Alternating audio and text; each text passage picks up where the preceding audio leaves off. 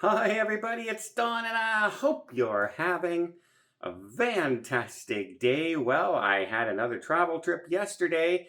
Remember, my last trip through customs was an absolute disaster. Almost missed my flight, etc. 3 hours through the line. Let's see how this one turned out. But I also want to talk about a Carnival ship that's having some propulsion issues, and yes, it's the same ship that they're still investigating the FBI investigation on. And we also have another person removed from the cruise on its inaugural sailing in Australia, and you can probably guess why.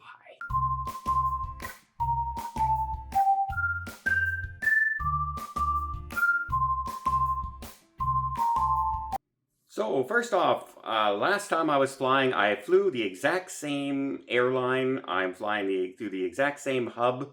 So I'm flying Ottawa to Montreal, Montreal to my destination. And last time it took 3 hours to get through customs. Even though there were only like 40 people in front of me, 3 hours to get through customs. And I literally was like one of the last persons to get on the plane. They were just about to close the door. It was that close. This time around, I'm happy to report, it was like the easiest, breeziest go through customs I've ever had in my life. Literally, walked up, got through the security part where they check your bag and everything, and yes, they checked my bag for a second time. They checked it in Ottawa, and then they checked it again in Montreal, did the scanning thing, making sure there's no residue from any explosives or anything, and no problems there, of course. Carried on and got to customs. And I literally walked up to the front of the line. One person beside me went on another line, and then they put me through. The guy said, looks at me, Mr. Terrace. Well, enjoy your cruise, Mr. Terrace. And that was it. So if that's a sign of things to come now, this is going to be a big welcome relief story to everybody who is traveling for Thanksgiving weekend. That's right. Hopefully all this lineups and cancellations and everything is going to be all over us, and we can now travel and go through everything with no problems, because this was literally one of the fastest through customs I've ever done. So very happy with that.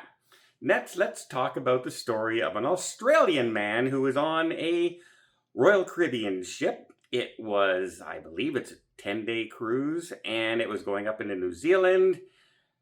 It's the Anthem of the Seas. And apparently around 9:30 in the evening, there was a scuffle, and there was an altercation, so much so that a passenger was struck, and that passenger had to receive medical attention for some cuts around the nose feature. Apparently no other injuries were reported on the person, but when they got to the very next cruise port in New Zealand, after being interviewed and other people being interviewed, police were there to meet him and told him he was being disembarked and would have to make his own way back to Australia. So, yeah, you're gonna have to, if you're in a fight and it's deemed that you were the instigator, or you were the cause of it, or you struck first, that kind of thing, they're gonna escort you off the ship. Now right now, as of now, the police gave him a warning. They have not charged him yet, but the passenger could press charges. So those could be pending as well. Now, he was sailing with family and friends on board. They were allowed to stay on the ship. Good thing they didn't get involved, because they would have been escorted off as well. And also, we have now the story of, is he going to be banned? Is he going to be banned from Royal Caribbean? Is he going to be banned from their other cruise lines? And it's highly likely, can't guarantee it, but it's highly likely. If you're escorted off for fighting and actually caused an injury to another passenger, I'm guessing very, very likely that you will be escorted off and be banned for the remainder of your lifetime on Royal Caribbean. So we'll have to wait and see if that comes out. As of right now, Royal Caribbean's not saying. They also may be waiting to see if there's charges laid or not, or they just might be, paperwork's going to be a little slow, but chances are, fighting on board, you're going to get the boot.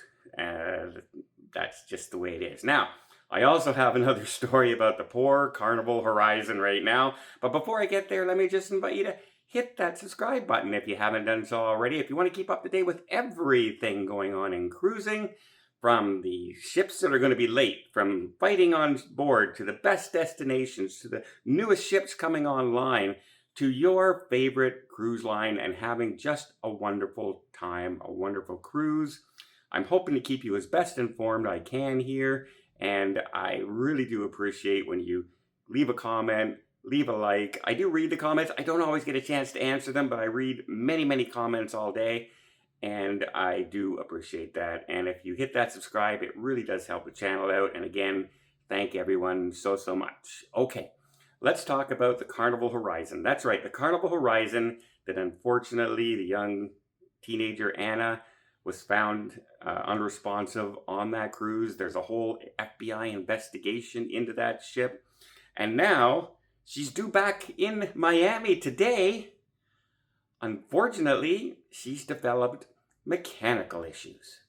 And we don't know how extensive these issues are, but we do know that it's now going to be 8 hours late getting into port of Miami today. So when I'm sailing out later today on one Carnival ship, that Carnival ship will be kind of just arriving almost. It's 8 hours, which of course really hampers everybody's flights if you're flying out, or transportation issues. And it also affects the next cruise. It affects the next cruise so much that Carnival has already extended a 1-day rebate, if you will, to everybody who's on that sailing. They are going to not, their drink package, their internet, their Wi-Fi, everything, and the cruise itself will no longer be 6 days.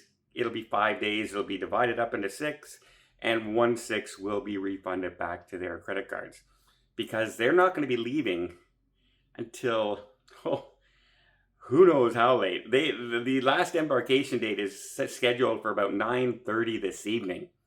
So we're thinking they'll pull out of port maybe by 10:30, 11 o'clock in the evening, if it even decides to leave, and they don't wait until the next morning to leave. We'll have to wait and see what happens with that ship. But it just seems like that's a lot of news on the poor Carnival Horizon all at once, and I certainly know it throws all passengers into kind of a frenzy. And that was the one thing I was worried about, because I'm leaving the Carnival celebration and immediately jumping on another ship. So if they ever develop, mechanical issues of some kind and don't get back to port for any reason, I might miss my next cruise. That's why I always like to leave a day in between. But unfortunately, it just didn't line up that way, and I'm taking my chances, folks.